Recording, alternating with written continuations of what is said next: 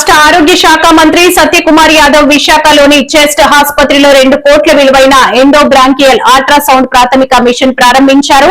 అస్తమాని ముందుగానే కనిపెట్టి నివారించే వైద్య పరికరం ఎంతో ఉపయోగకరంగా ఉంటుందని అన్నారు.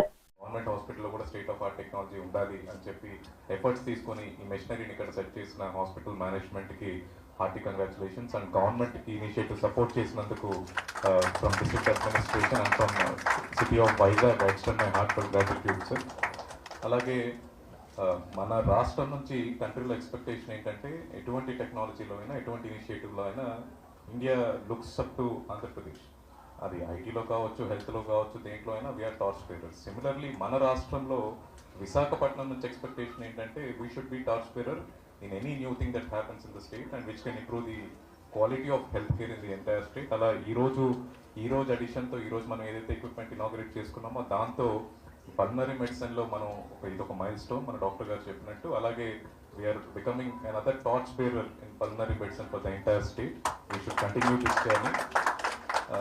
చాలా సంతోషంగా ఉంది. ఇలాగే ఆ ఎక్విప్మెంట్ని we have to put it to best use and record number of procedures, record number of test చేసుకొని మనం మంచి కేస్ స్టడీస్ని, మంచి బెస్ట్ ప్రాక్టీసెస్ని కూడా స్టేట్ మొత్తానికి చూపించాలి.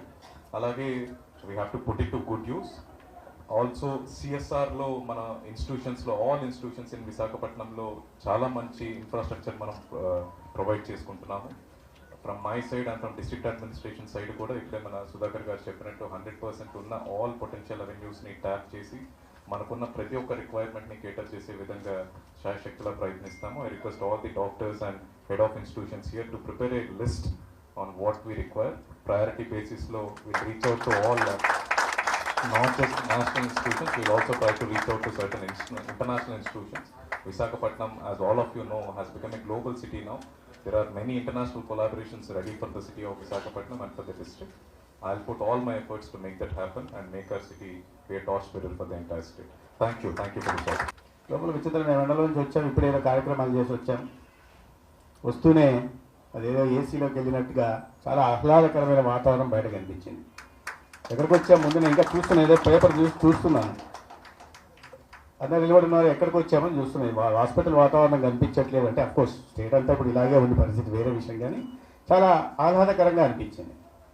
వచ్చిన తర్వాత ఫస్ట్ మొదట్లోనే ఫౌంటైన్ మొదలు పెట్టుకోవడం, తర్వాత ధన్వంతరి మండపం పెట్టుకోవడం, మిగతా కార్యక్రమాలను చేసాం. సరే, ముఖ్యంగా ఎండోబ్రాంకియల్ అల్ట్రాసౌండ్ని కూడా ఇవాళ మనం ప్రారంభించుకున్నాం. కానీ ఈ ఆసుపత్రి వాతావరణం ఈ రకంగా ఉండడానికి సహకరిస్తున్న, ఈ రకంగా ఉంచుతున్న అడ్మినిస్ట్రేటివ్ దగ్గర నుంచి మొత్తం వైద్య సిబ్బందికి, దీంట్లో పనిచేస్తున్న ప్రతి ఉద్యోగి కూడా నేను ప్రత్యేకంగా అభినందనలు తెలియజేస్తున్నాను.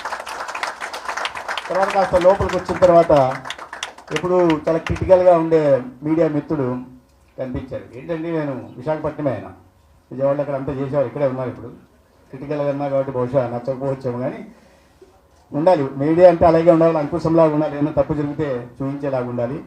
అటువంటి టైం నా దగ్గరకు వచ్చి నేను ఏదో కార్పొరేట్ హాస్పిటల్కి వచ్చినట్టు ఉంది నాకు. గతంలో ఈ రోడ్లో వెళ్ళాలంటే భయపడే వాళ్ళం మేము. కొన్ని సంవత్సరాల క్రితం ఈ రోడ్లో వెళ్ళాలంటే భయపడే వాళ్ళం. ఆసుపత్రిలో కూడా రాలేదు, కానీ ఎప్పుడో చూశాను. ఇప్పుడు వస్తే ఇదేంటి ఇలా ఉంది, ఇంత అద్భుతంగా ఉంది, మార్పు కనిపిస్తూ ఉందని ఎప్పుడు క్రిటికల్గా ఉండే మీడియా మిత్రుడు ఇవాళ చాలా పాజిటివ్గా చెప్పారు.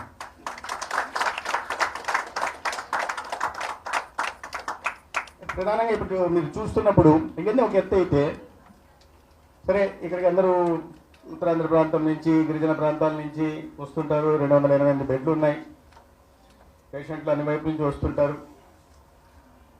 ఈ క్రమంలో నేను చూస్తూ ఉన్నాను, ఇప్పుడే ప్రజెంటేషన్ ఇచ్చారు.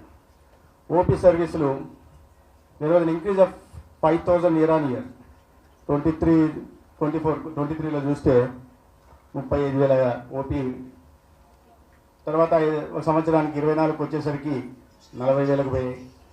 అక్కడి నుంచి 25 సంవత్సరానికి వచ్చేసరికి 45,000కు ఓపీ పెరిగాయి. అదే రేషియోలో ఐపీ సర్వీసులు పెరిగాయి.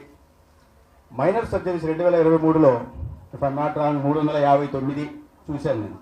359 చూశాను. 2025 వచ్చేసరికి అది 649, ఆల్మోస్ట్ డబుల్ ఏది మేజర్ ప్రొసీజర్స్, మైనర్ ప్రొసీజర్స్ కూడా 2111, if I remember the figures right, 2111 నుంచి 3356కి వెళ్ళాయి.